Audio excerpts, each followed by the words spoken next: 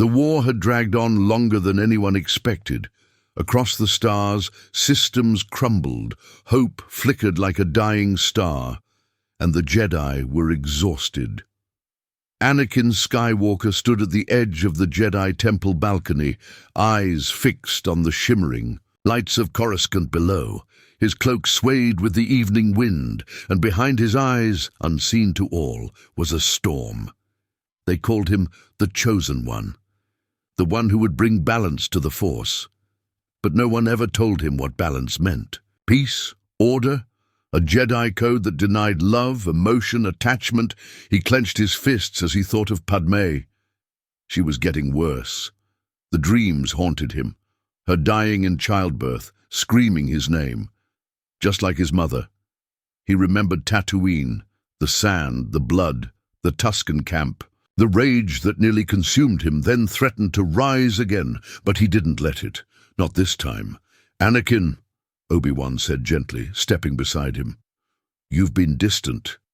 Anakin nodded. "I had another vision." "Padme." Obi-Wan. As he already knew the answer, Anakin turned his face away. "She's going to die. I've seen it." Obi-Wan hesitated. "The future is always in motion. You know that." "I won't lose her," Anakin whispered, his voice tight. "Not like I lost my mother." "Then let's find another way," Obi-Wan said firmly. "You don't have to do this alone." For a moment Anakin just stood there, and this was the moment that changed everything. The moment where, in another universe, he would have walked away from Obi-Wan, from the Jedi, from the light. But here, he nodded, and chose not to. Palpatine sensed it. In his private chambers, he paced like a caged animal. The threads he had spun, for over a decade, were unraveling. He had offered Anakin everything, power, knowledge, the secret to cheat death. But Anakin hadn't come. Not yet. He was slipping, and Palpatine felt something unfamiliar, uncertainty. He summoned General Grievous, to Mustafar, a last resort. If Anakin couldn't be turned, he would be broken. Back in Padme's apartment, Anakin finally told her everything. His fears, his dreams, his choices. She cried, not because of what he feared, but because he had trusted her with it. He promised her he wouldn't let the darkness win. She pressed a hand to his cheek and whispered, "Then don't fight it alone." The Jedi Council, however, wasn't so trusting. "He has attachments," Mace Windu snapped. "He is too close to the Chancellor. This vision of death could be a manipulation." "I trust Anakin," Obi-Wan insisted. "I don't," Windu said coldly. "He's powerful, dangerous. If he refuses the code again—" "He hasn't," Obi-Wan interrupted. But it didn't matter. The Council began watching him, suspecting him. The very thing Anakin feared, being betrayed, was becoming real, and still he held on. The next turning point came faster than anyone expected. Palpatine revealed himself, not to Anakin, but to the Jedi. A slip, a calculated risk. He wanted them to come for him. They did. Mace Windu, Kit Fisto, Aegon Kolar, and Saesee Tiin stormed the Chancellor's office. Anakin heard about it only minutes later, from a frantic Padme. He ran. By the time he arrived, it was already too late. The windows were shattered, bodies broken. And Mace Windu was on his knees, lightsaber held high, lightning crackling at his feet. Palpatine screamed, his face half melted, twisted and burned, but alive. "Anakin!" Mace shouted. "He's the Sith Lord! We have to end this now!" Palpatine met Anakin's eyes. "If you kill me, she dies." Anakin froze, but only for a second. Then his blade ignited, and he stepped in front of Windu, not to strike him down, but to protect him. "I won't let either of you decide her fate," Anakin said. "This ends now." He turned his saber toward Palpatine. "You're under arrest, Chancellor." That moment echoed through the Force like a scream. A million possible futures shattered, and none of them would be safe. The aftermath was chaos. The galaxy didn't understand what had just happened. The Senate couldn't believe it. The man they called the savior of the Republic, Chancellor Sheev Palpatine, had been exposed as a Sith Lord. But he wasn't dragged out of his office in shame. No, he was taken under high security to stand trial, and many didn't want to believe it. News broadcasts were split. Some labeled Palpatine a traitor hiding behind a mask of peace. Others called it a Jedi coup. Rumors swirled. Panic brewed. In the Jedi Temple, things were no better. Mace Windu sat in silence with his injuries, burned and shaking with suppressed rage. Yoda meditated longer and deeper than he had in years, and the council debated endlessly behind closed doors, their fear slowly crawling up the walls like smoke. Anakin Skywalker sat in the middle of it all, quiet, watching the cracks spread through. Everything he believed in. They didn't thank him, not really. He saved Windu's life. He exposed the Sith. He resisted the temptation that had cursed generations of Jedi before him. But they didn't praise him. They questioned him. Investigated him. Whispered about his bond with Padme, about his emotions, about his unpredictability. Even Obi-Wan grew cold at times, though he never said why. Still, Anakin held his ground, because Padme was still alive, because the dark side didn't win. But it wasn't over, not even close.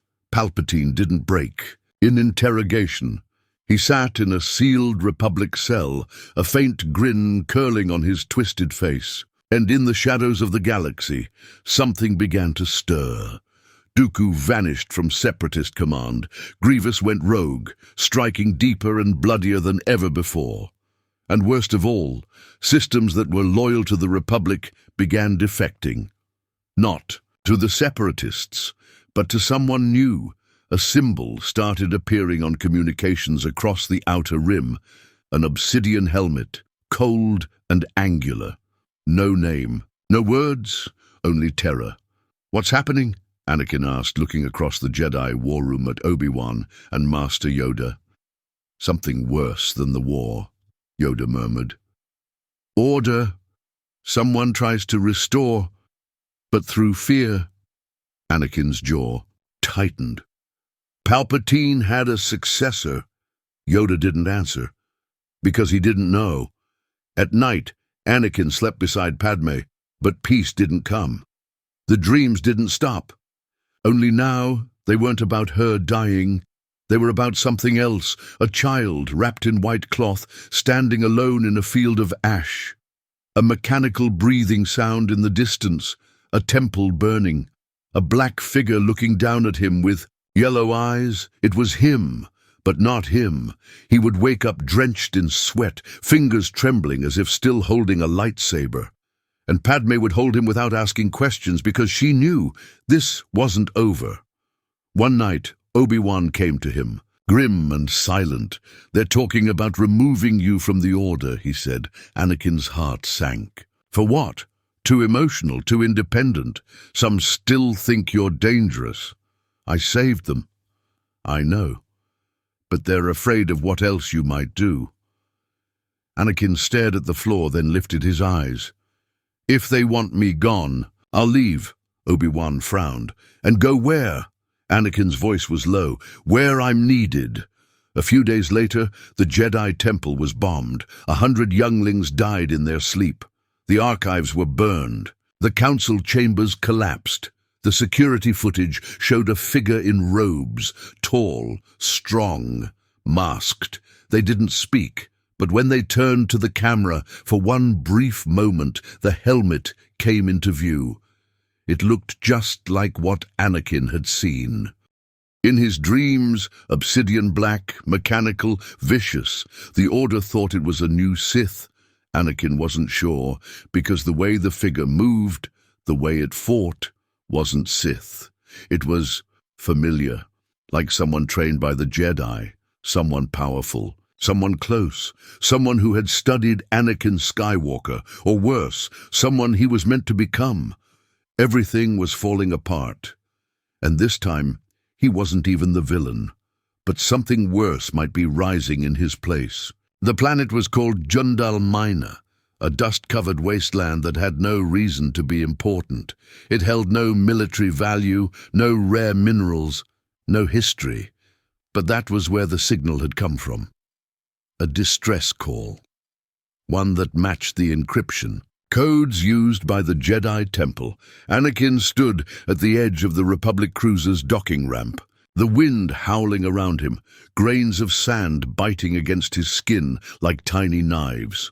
Behind him, clone troopers moved into formation, but he barely noticed them. His mind was somewhere else, on the broken temple, the ashes of the younglings. The face behind the mask. He couldn't get it out of his head. That mask. It wasn't just familiar, it was personal. "Sir," said Rex, stepping up beside him, "we've scanned the surface. There's a structure below. Some kind of bunker. No life signs. But what? It's broadcasting Jedi distress. Codes from 20 years ago," Anakin frowned. 20 years. Yes, sir, before the Clone Wars, before even Naboo. He glanced out at the horizon. This wasn't about war anymore. This was about something deeper. The bunker was buried beneath jagged rock and half-collapsed cliffs. Its doors were sealed, rusted with time. Anakin stepped forward, placed his hand against the metal, and it hissed open. Darkness greeted him. No lights, no sound, only cold air that felt like it came from the grave. The clones followed, weapons raised, but Anakin walked unarmed. He felt it already. The Force was thick here. Not dark, not light, just confused, haunted. They moved through the halls, past empty cells and shattered holocrons, until they found it. A room with walls scorched by lightsaber fire, and in the center, a holorecorder, still glowing. Anakin stepped up to it, pressed a button, and the projection flickered to life. A figure appeared, a Jedi, female, maybe late 20s. Dusty robes, but eyes full of fire. She looked straight ahead as she spoke. "If anyone finds this, I'm recording this because I believe something terrible is coming. Not from the Separatists, not from the Sith, from within, from someone who isn't born yet." Anakin's stomach twisted.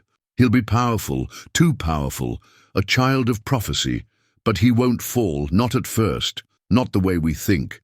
The Order will drive him to the edge, and then, when he resists the darkness, something else will be born instead.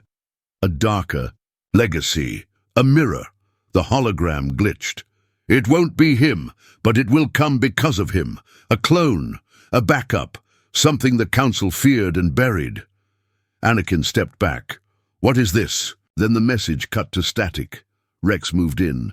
"Sir, we found something else down the hall." Anakin followed, breath tight in his chest. They entered a sealed chamber, and inside it was a tank, cryogenic, old, cracked and empty. But on the wall behind it was a name scorched into durasteel, Vader. Anakin stared at it, not in fear, but in horror, because he had never used that name, never told it to anyone. And yet, here it was, etched like a warning. He didn't fall to the dark side. He stayed in the light.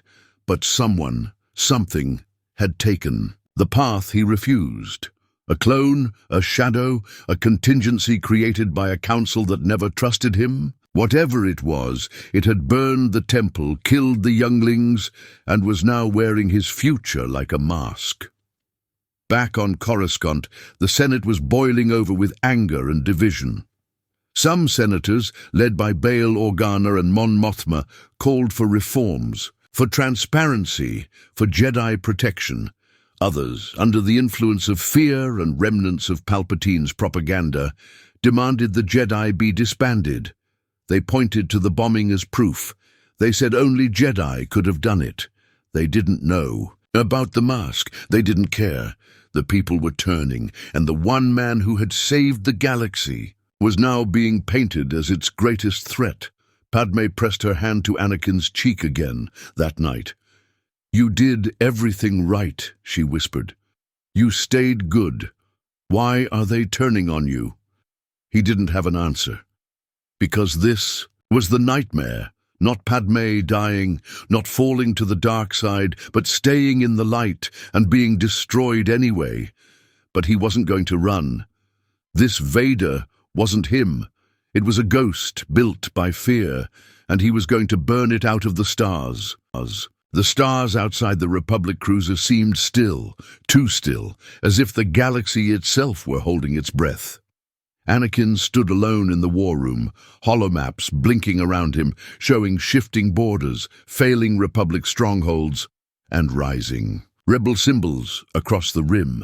But he wasn't looking at any of that. He was looking at the helmet, that same obsidian-curved thing from the temple bombing, now recovered from a skirmish on Felucia, left behind after a massacre. Inside it was tech far beyond anything the Republic issued. The breathing system was real. The design was intricate, engineered, and etched on the inside of the visor, almost hidden, was one word: Skywalker. The Jedi Council didn't take it well. "This is an attack on your name," Ki-Adi-Mundi said with frustration. "Or something deeper," Yoda muttered. "A shadow made, not born." Mace Windu, arms folded tightly, didn't look away from Anakin. "I said this would happen. We let the prophecy control us. We built a legend, and now someone else has claimed it." Anakin didn't flinch. "You think I made this thing?" "I think someone did it because of you," Windu snapped. "The damage is done either way." Obi-Wan stepped forward, his voice strained but calmer. "We need to focus on the pattern. This Vader is hitting targets with Jedi presence, high force sensitivity zones. It's like he's hunting our future." Yoda closed his eyes. "Our legacy he erases, our faith he twists." Anakin's voice was low. "Then let me fix it." The room fell silent. Obi-Wan turned to him. "How?" Anakin met his eyes. "I let him find me."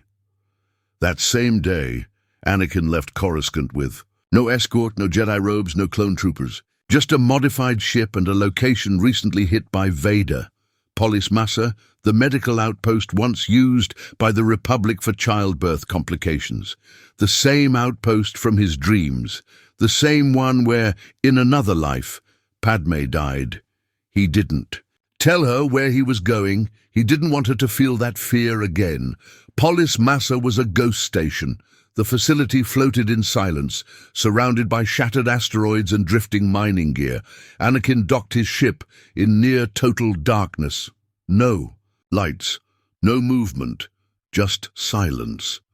He stepped inside, every footstep echoing down the empty corridors. But he could feel it. A pulse, a presence, not dark, not light, just wrong. He entered the maternity wing, lights flickering overhead, and there, in the shadows at the far end of the room, stood the figure. Tall, mechanical, silent, black armor, breathing in short, mechanical bursts.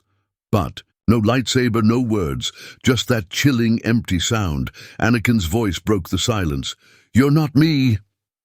The figure tilted its head just slightly. "You're not him either," it replied. The voice was distorted, almost identical to his, but lower, hollow, like a memory underwater. Anakin stepped forward, hands at his side. "Why the temple? Why the children?" The figure stood still for a moment, then reached up, unclasped the helmet, and removed it. Anakin staggered back.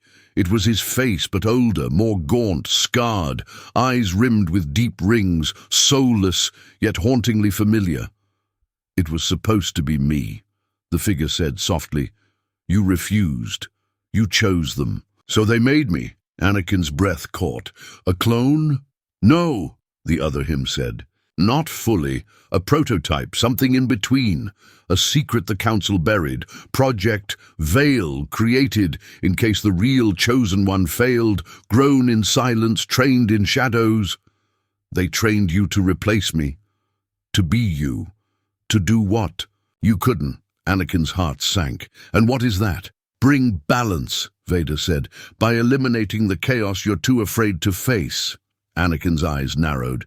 "You mean genocide, erasing Force-sensitive children? They'll become Sith," or failures, or corpses in someone else's war. The future is rot, Skywalker. You were supposed to fix it. You hesitated. So I did what you wouldn't. The air crackled as Anakin's lightsaber snapped to life. I'm not letting you carry my name while you slaughter the innocent. Vader's face twisted into something between pity and loathing. Then stop me. He didn't ignite a saber. Instead, he raised a hand and with a shattering force wave flung Anakin across the room. Walls cracked. Lights burst. Alarms screamed to life. Anakin pulled himself up, gasping. You think you're stronger than me, he growled. Vader stood tall. I don't think. I know. The fight was sudden, brutal, no elegance, just rage and survival. Anakin's strikes were fast, fluid, refined. But Vader knew them, he anticipated them, countered them like he'd lived with them, because he had. Every move Anakin made, Vader matched, then twisted it just enough to make it hurt. The room collapsed around them. Sparks rained, machinery exploded, and then Vader vanished, not defeated, just gone, leaving behind a single sentence etched into the walls in scorched lettering. Balance requires sacrifice. Back on Coruscant, Anakin returned with bruises, burns, and a weight deeper than any wound. He didn't tell the Council everything, but Yoda knew. He said nothing, only stared into the distance and muttered, "In the light stayed you have, but your shadow grows teeth." Weeks passed. The galaxy trembled in anticipation of something it couldn't name. Republic systems were fracturing. Trust in the Jedi collapsed. Citizens whispered of a second Darth Vader, one more ruthless than the Sith, more surgical than clones, more terrifying than war itself. But Anakin, he was quiet. He returned home to Padme, to her warmth and her silence. She was heavier now, pregnant. Visibly so. They said it was twins. He didn't smile the way he should have, because he knew, Vader knew too. In the Jedi Temple, Obi-Wan cornered him. "We have to end this," he said. "We can't keep hiding what you've learned." Anakin's eyes were distant. "The Council created him, Obi-Wan. They made him to be me, in case I failed. So even when I stayed in the light, they still gave the darkness my face. And yet," Obi-Wan said, "you're still here, still choosing not to fall." "For now," Anakin muttered. That night Vader struck again, this time on Naboo, an assassination attempt on Padme. She survived barely. Guards weren't so lucky. One of the twins almost stopped breathing from the shock. Anakin was done waiting. He left alone. No clones, no council. Just his ship, his saber, and the map Vader had burned into his mind, the place they were always meant to end, Mustafar. He landed at dusk. Ash rained from the sky. The lava glowed beneath iron catwalks and brutalist structures. Palpatine's old emergency foundry. Vader waited there. He wasn't hiding. He was standing in the open, saber already drawn, like he knew Anakin would come, and he had. They didn't speak. They just moved, collided, two destinies forged by the same fire. This fight was not elegant. It was personal. Every clash of sabers screamed, "I should have been you." Every blow meant you took what was mine. Anakin fought with restraint, Vader with fury. Vader roared, "I am what they wanted. You were just the prototype." Anakin's reply came with a strike that knocked Vader to his knees. "You're just the ghost of their failure." The duel raged across platforms, over rivers of molten fire, through chambers that stank of death and betrayal. Sparks danced with every crash of their blades, until finally Anakin broke through. He knocked Vader back with a blinding force blast. Vader slammed against a pillar, dropping his weapon. Anakin stepped forward, saber ignited and trembling at Vader's neck. Vader stared at him, defiant. "Do it," he said. "Why?" Anakin hissed. "Because you're afraid of what I prove." That. The darkness was necessary. That sacrifice is the only way to peace. Anakin gritted his teeth. "You don't know peace. You never had it. You were born in fear, molded by it." "I was born because you were weak." Anakin's hands shook, but he didn't strike. "I'm not like you," he whispered. "I won't become the darkness to destroy it." Then with one move, he deactivated his saber. Vader's eyes widened in something like shock, maybe even pain. "You lost the day you were created," Anakin said. "Because the moment they chose to make a monster instead of trust a man, that's when the Jedi fell." Then he turned his back. Vader lunged, but this time Anakin was ready. He spun, caught him midair, and slammed him to the ground, hard, unconscious. He didn't kill him. He stripped the helmet, exposed the pale, cracked face. Beneath, then he called the Jedi. They tried to cover it up, tried to bury the truth, that the Jedi had created a contingency clone of Anakin Skywalker in secret, that they had unleashed something even worse than the Sith by trying to prevent their own prophecy.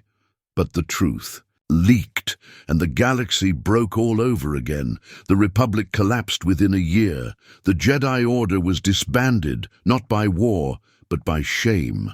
Anakin left Coruscant. He took Padme, he took his children, and he disappeared into the Outer Rim. He never wore the robes again. He never held a saber again. He taught his son and daughter that the Force wasn't light or dark. It was choice. And that peace didn't come from orders, temples, or grand councils. It came from protecting the ones you love, even when the galaxy didn't deserve it. And in the ruins of Mustafar, deep below the ashes, behind sealed vaults, something still breathes, bound in armor, waiting, but no longer him. Because Anakin Skywalker never turned evil, and that, more than anything, might have doomed the galaxy to a slower, crueler end.